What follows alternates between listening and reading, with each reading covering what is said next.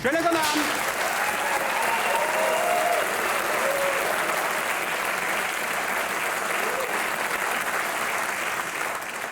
Schönen guten Abend, herzlich willkommen bei einer Show der Science Busters. Es ist ein Tribute-Abend für Heinz Oberhummer, der ja letzten November leider und sehr schnell und unerwartet verstorben ist. Deshalb werden Werner Gruber und ich heute einen besonderen Abend spielen mit einem Special Guest, der extra aus den USA angereist ist. Ein Freund von Heinz Oberhummer, der in Sachen Physik von Zeitreisen sehr gerne in einer Reihe genannt wird mit Albert Einstein und Stephen Hawking. Wir sind stolz und werden ihm selbstverständlich die österreichische Gastfreundschaft aufdrängen, dass er es nur so mit den Ohren schlackern wird und am Ende bettelt, selber Österreicher werden zu dürfen. Mein Name ist Puntigam, ich bin auch heute der MC unserer Show, Master of Ceremony und darf meine beiden Co-Zelebranten auf die Bühne bitten, von der Universität Wien, Universitätslektor Werner Gruber und from University of Connecticut, Professor Ronald Mallett.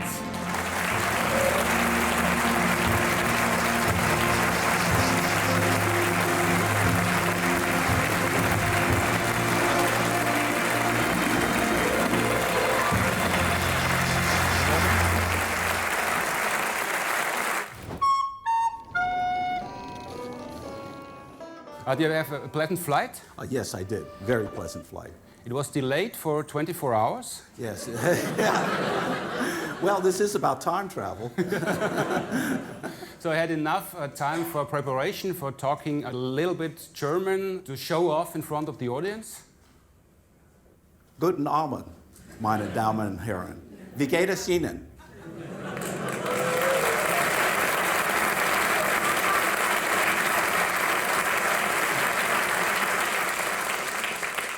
How did you meet Heinz? Well, actually, he contacted me 2 years ago.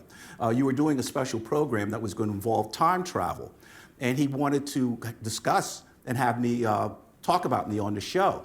And the thing is that I told him that my wife and I were going to be taking a trip. We came to Vienna. Heinz came to the hotel with his niece and took a wonderful picture of us. And this picture was taken That was taken by Heinz's niece and that summer. And Heinz is one of these people that you immediately like. I mean, it's not like a warm-up. You immediately like him. And so past September, he invited me to a jubilee. And I said, of course, you know, I was delighted. But then I got an email from Martin in which he said that Heinz had passed away. And it was a shock to me. And I thought, I was glad that Martin still wanted me to come because this gave me an opportunity not only to be here, but to honor Heinz's memory. So I'm very pleased to be here.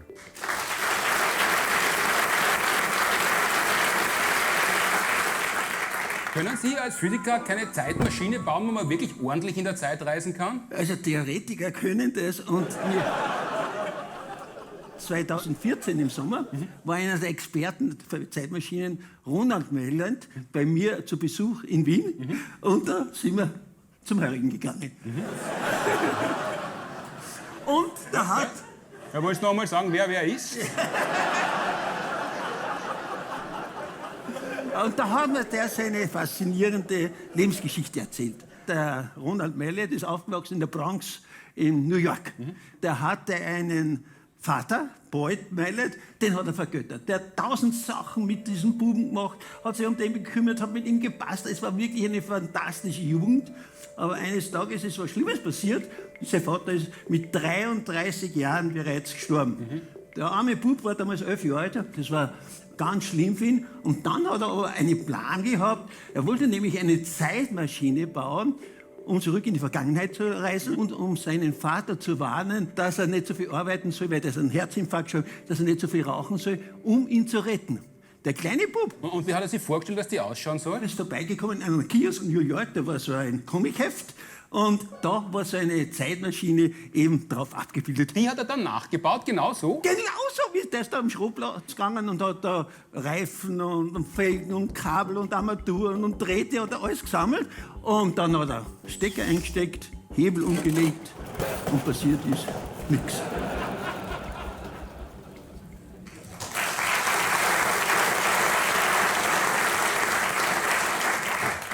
Heinz Oberhummer as we knew him, as we loved him, but Professor Mallett, everything Heinz told was true, or was he making things up to brush up his story? No, everything he was saying, in fact, was very accurate. About my father was the center of my life. I was the oldest of 4 children, and as Heinz said, I grew up in the Bronx. My father was a television repairman, and even though he worked very hard, he had time for us, and he gave me toys, scientific toys like gyroscopes and crystal radio sets. He looked like a robust man. We didn't know that he had a weak heart. And he died of a massive heart attack. For me, it was like the death of Superman. And you started building the time machine? Well, the thing is that what happened about a year later, I came across H.G. Wells's book, the Classics Illustrated version of it, what it said in the book. The first sentence? That's right. Scientific people know very well that time is only a kind of space, and we can move forward and backward in time just as we can in space. And when I read that, that was like a life preserver. So if I could build a time machine, I could go back to the past and see him again and tell him what was going to happen and maybe change everything. So that became my obsession. But I should mention that it was an obsession that I kept to myself. Even at 11, I was astute enough to realize that people were already worried about me because of my depression. And if I told them I wanted to build a time machine, I didn't think that was going to be a good idea. As a matter of fact, I didn't tell anyone throughout most of my career. And you were not only special because of your obsession, but you were one of very few African Americans achieving the PhD. Yeah, at the particular time that I got my PhD, which was in 1973, there were 20,000 PhDs in physics in America. The number of African Americans was 79. I was one of the 79. 79 to 20,000. Right. It's better nowadays? Not much better. It's roughly maybe 35,000 to about 300, 350. And now we want to know how to build a time machine. Heinz is explaining how you would do it. Könnte man mit der Maschine, mit der er konstruieren wollte, überhaupt in die Vergangenheit? Zuerst muss man eine Zeitmaschine bauen, wo man von der Zukunft zurückkommen kann. Seines Vaters Zeiten noch, da hat es ihm noch keine gegeben. Das heißt, wir könnten in der Zeit reisen, wenn es uns gelingt, aber nur nach heute zurückkommen, weil wir erst heute weggefahren sind. So Zeittouristen aus der Zukunft wird es nicht geben, weil noch keine Zeitmaschine da steht. Seine grundlegende Idee war, dass nicht nur Materie, Masse den Raum und Zeit krümmen kann, sondern auch Licht. Und daher hat er so einen Laserring gebaut und in der Nähe dieses Laserrings hat es dann sogenannte Zeitschleifen gegeben. Was würde man da rein tanken müssen in diese Zeitmaschine? Also, gesamte Energie und Masse im Universum rein, dann könnte man sowas machen. Das heißt, man müsste das gesamte Universum in die Zeitmaschine rein tanken, dann fährt man in die Zukunft, holt irgendwas von dort, kommt zurück als Beweis und sagt, ich war in der Zukunft, kann es aber niemandem mehr zeigen, weil man ja vorher alles reingetankt hat. Das ist ein bisschen Sehr elegante Lösung, man merkt, Sie sind Theoretiker. Danke für den Professor.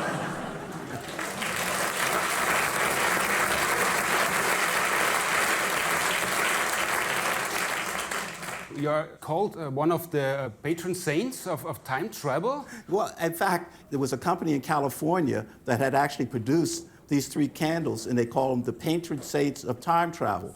And for me to be in the same company with Albert Einstein and Stephen Hawking was really something that I couldn't believe. Heinz told you have to use the whole universe as fuel for the time machine. No, that's not very sustainable. It's actually very much more complicated than that. The whole project works on 2 different levels. One is by using a circulating beam of laser light, it's possible to twist space. And that twisting of space will lead to a twisting of time.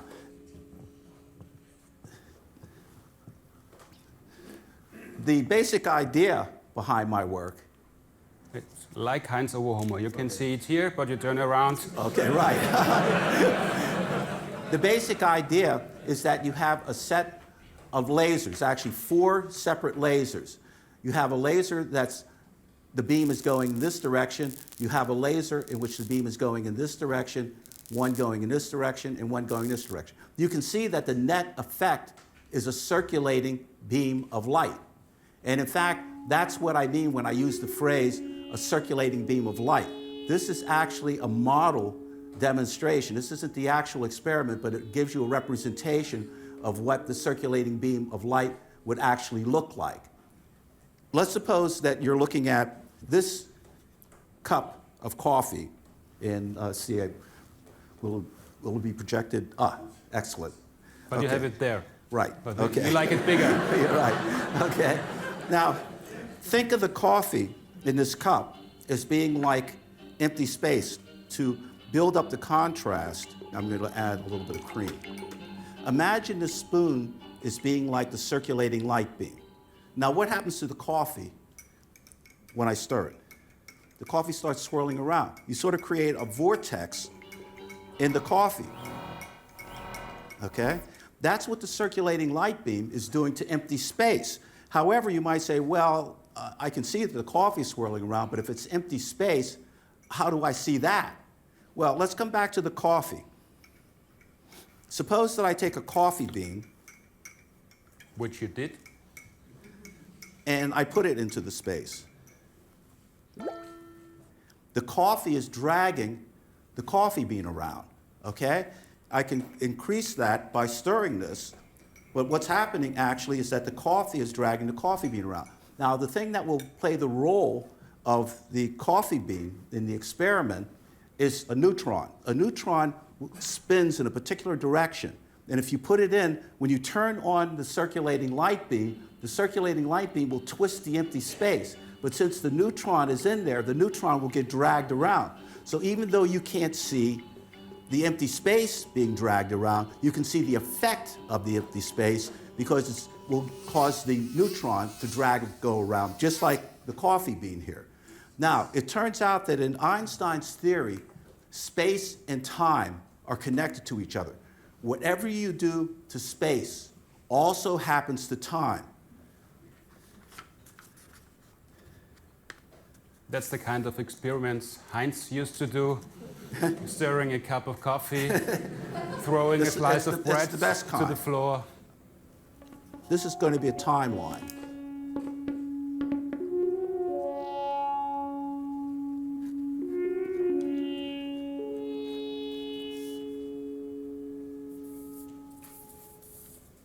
Okay. At the bottom of the line, I'm going to put the past. At the middle of the line, I'm going to put the present. And at the top of the line, I'm going to put the future. Would have been possible to prepare, but life is much better. Oh, yes. All of us, even though we're not aware of it, we're all carried along from the past, what you were doing yesterday, to the present, here, to the future. Einstein said that whatever you do to space also happens to time. What I was able to also show is you'll notice how the space is being twisted. If you twist the space strongly enough, it will actually twist time in a loop. And let's see what that implies now. So I start out from yesterday. I continue along this line in time to today. I continue along the line to tomorrow, the future, but I've twisted time into a loop. So what can I do? I can go from the future to where? Back to the past. All of this is based on precise mathematics.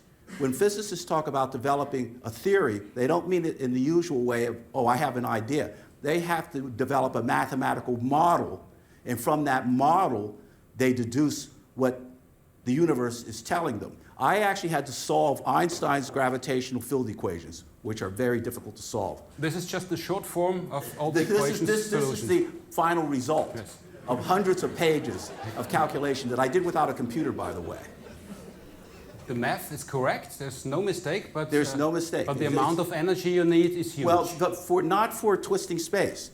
In fact, the amount of energy for twisting space is actually a modest amount of energy. You have to see the twisting of space But you need the first. energy for twisting time. If you increase the energy, that led to my solving some additional equations, which showed that it leads to the twisting of time.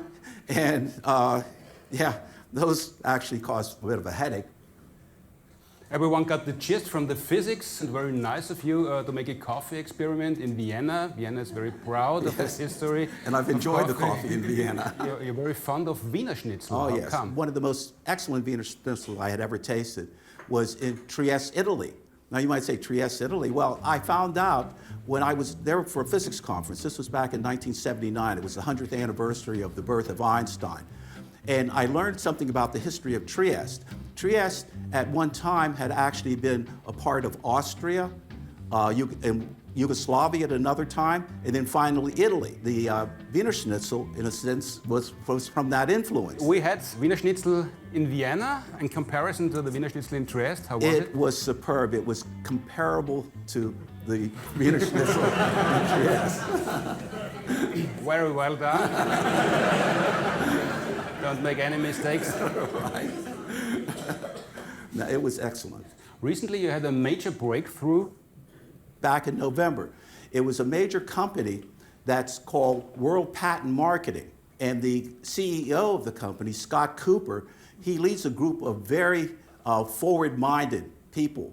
And he was interested in the possibility of funding me. Now, it wasn't just purely altruistic. Remember, I've been talking about the fact that this thing can twist space as well as time. So he doesn't want to build a time machine? He wants to build a time machine, but he also is interested in that first step of the experiment, twisting space, because this could lead to a whole new form of communications, faster than any form that we have. Suppose you're sitting in the bathtub and you have a bar of soap there, and you want to get it to the other side of the tub. What do? You push it through the water. But now suppose that in addition to just pushing the bar, you push the water as well. What's going to happen? Pushing the water is going to give it an extra boost. So it's not going to just be going through the water, but the water itself is going to be pushing the soap. So it's going to be going much faster than normal. Well, remember what I'm doing here. I'm actually moving physical space. So any type of mode of communication that we have had, and I'm talking about from the Pony Express to quantum computers, all of these forms of communication work by pushing information through space. Imagine if you could push information with space. You would have a much more rapid means of communication. Imagine that you could get a little bit more information about what's going on in the stock exchange. With your science, you would mess up Wall Street? Well, I have a feeling that In building the time machine, you got the math right, but your first inspiration wasn't mathematics, but science fiction. the world that you live in was someone else's past dream. Everything around us. For example, the plane that brought me from the USA to Austria was the dream of inventors called the Wright brothers. They used their knowledge in order to make that dream a reality. This room was the dream of some architect. Everything that's around us was someone else's dream. In fact, one of my favorite quotes by Einstein is that imagination is more important than knowledge. Knowledge is limited, but imagination encircles the world. And what Einstein meant by that is not that knowledge wasn't important, but it's our imagination that stimulates us to acquire the knowledge. And this happened even from the first person coming out of the caves wondering about the fire that they saw caused by lightning and wondering if they could do it. If we acquire the knowledge, can change reality. And I really say that we should all keep in mind that we should do that and do it in a way that will help the greater human good. Thank you.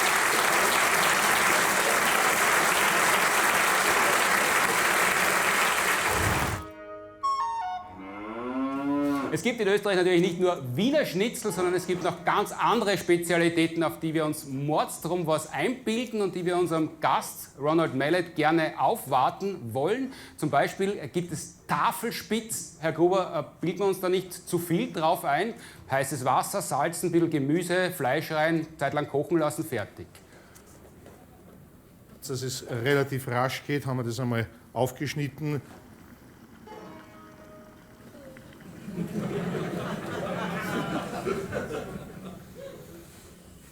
Das köchelt jetzt vor sich hin. Und das Wasser ist gesalzen, fertig? Wenn es so einfach war, Das ist könnte nur das ja jeder schmutzig, machen. da war nur Rost in der Wasserleitung. Wir machen es jetzt einmal gleich korrekterweise fertig. Da kommt nur ein bisschen Gemüse rein, die Sellerie und dann haben wir noch Karotten.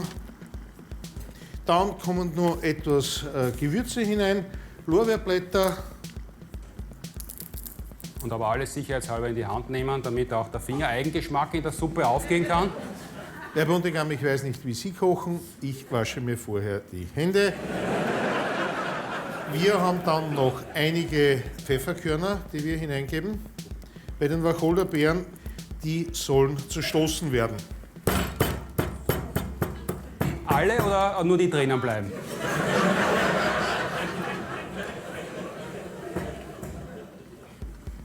Und ganz zum Schluss nehmen wir noch etwas Muskatnuss. Noch einmal kurz umrühren. Salzen? Na, Herr Puntigam. Aber warum? Sammeln Sie sich bitte. Na, Wir wollen es ja wissen, es ist in Ihnen drinnen, aber Sie müssen es auch rauslassen. wir haben folgendes Problem aus der Physik, und zwar die sogenannte Osmose. Das ist ein Problem? Nein, die Osmose ist kein Problem. Das Problem ist, dass viele mit der Osmose nicht umgehen können. Und deswegen wird der Tafelspitz ja nicht das, was er sein sollte. Was macht die Osmose? Betrachten wir eine sogenannte semipermeable Membran. Und eine semipermeable Membran, die halbdurchlässig ist. Das heißt, feste Substanzen kommen nicht durch, wie zum Beispiel Salz oder Zucker, während Wasser tadellos hindurch kann.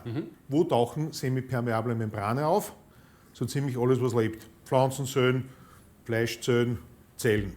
Im Inneren einer Zelle haben sie eine gewisse Salz- oder Zuckerkonzentration. Wenn diese Zelle von reinem Wasser umgeben ist, dann versucht das Wasser in die Zelle einzudringen, um die Konzentration im wahrsten Sinne des Wortes zu verringern. Das heißt, in der Zelle die Flüssigkeit wird verdünnt, wenn ein Nicht die großes... Flüssigkeit wird verdünnt, die Salzkonzentration wird verdünnt, Wasser strömt hinein, die Zelle wird immer größer. Das kann man ganz leicht beobachten. Geben Sie frisch geerntete Kirschen in Wasser hinein, dann dringt das Wasser in die Kirschzelle hinein und die Kirschen platzen auf. Die zweite Variante ist, salzen und zuckern wir die Flüssigkeit, wo wir dann das Gemüse hineingeben. Und wenn wir da zu viel würzen, haben wir den umgekehrten Weg. Aus dem jeweiligen Gemüse oder aus der jeweiligen Zelle dringt Wasser heraus und verdünnt die Umgebung. Das wird dann Klassischer trocken. Fall kennen wir, wenn Sie Meerwasser trinken. Meerwasser ist salzig, Sie trinken das, weil Sie vielleicht einen Durst haben, und dann führt es in weiterer Folge dazu, jede einzelne Zelle des menschlichen Körpers versucht, diese Konzentration zu verringern, und jede einzelne Zelle trocknet aus. Und wie ist dann die Lösung für einen Tafelspitz? Wir müssen herausfinden, wie stark ist der Tafelspitz, wie hoch ist die Salzkonzentration im Inneren einer Tafelspitzzelle. Das ist schwierig. Weil es ja semipermeabel ist und wir nicht hineinkommen. Oh ja, man würde hineinkommen, der Punkt ist nur der Aufwand in einem normalen Labor ist schon beträchtlich. Jetzt gibt es aber in der klassischen Wiener Küche eine wunderbare Lösung für das Ganze. Und zwar? Eine sogenannte gesättigte Lösung. Nehmen Sie Kalbsknochen. Wir wollen jetzt nicht nur einen guten Tafelspitz haben, wir wollen auch lässige Suppen haben. Und jetzt brauchen wir eine Suppe, in der wir genau dieselbe Konzentration haben. Und dazu nehmen wir ganz gewöhnliche Kalbsknochen, die sind relativ günstig. Diese Kalbsknochen rösten wir an, das kochen wir aus, und bei dem Auskochen, da wird Salz herausgelöst. Und dieses Salz, das hat dann ungefähr in der Größenordnung von einem Tafelspitz. Das heißt, da hat man dann eine gesättigte Lösung, indem man Knochen ausgekocht hat, und dadurch bleibt alles, was im Tafelspitzfleisch drinnen bleiben soll, drinnen, wenn man es kocht. Da ist eigentlich schon fertig. Holen wir uns den Beilagenteller. So.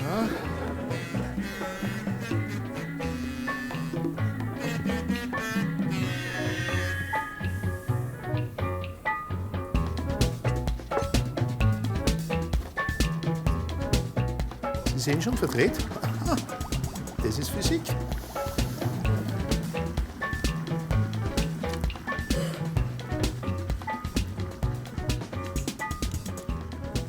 Könnte man eigentlich die Soßen auch ins Fleisch reingeben. Na, weil ja Gruber entstanden ist. Wäre möglich. Da man das normalerweise gerade so aufschneidet, nicht.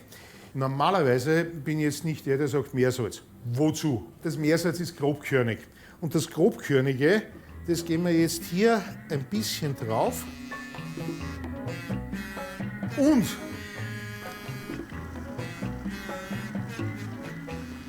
deswegen haben wir das grobkörnige Salz verwendet, weil das Feine würde sich jetzt verteilen. Mr. Mallett, dinner is served. Enjoy your Tafelspitz. Danke. And as you know from the Wiener Schnitzel, don't make a mistake in judging it. Well, bon appetit.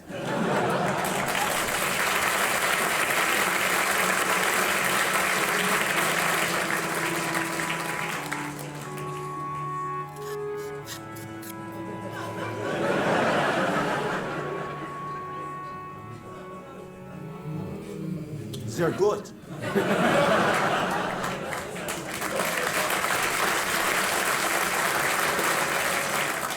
Thank you very much, Professor Mallett. Enjoy your meal. I hope to see you sometimes, either in the past or in the future. Thanks very much. Das war's von uns auch. Nächste Woche kommen wir mit einer kleinen Jubiläumsshow vorbei. Das Universum ist eine Scheißgegend. In der Besetzung Florian Freistetter, Astronom, und Professor Helmut Jungwirth, Molekularbiologe von der Uni Graz. Und wir werden unter anderem erklären, warum das Universum einen Eierschmäh hat. Danke vielmals, bis nächste Woche, wenn es wieder heißt, those who don't know anything have to believe everything. Danke vielmals, Wiederschauen.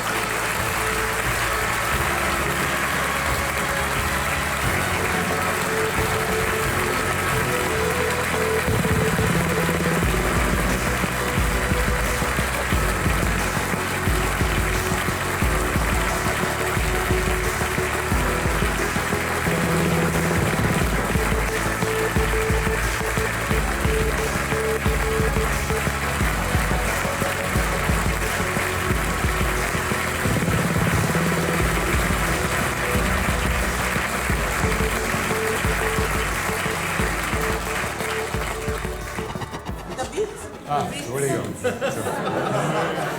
Ich habe gedacht, ich komme aus, aber we used to tell scientific jokes on our show. No, he uses to tell scientific jokes on our show and is not hesitating to tell another one. Please. Ladies and gentlemen, why is the number 6 afraid of 7? Because 7, 8, 9.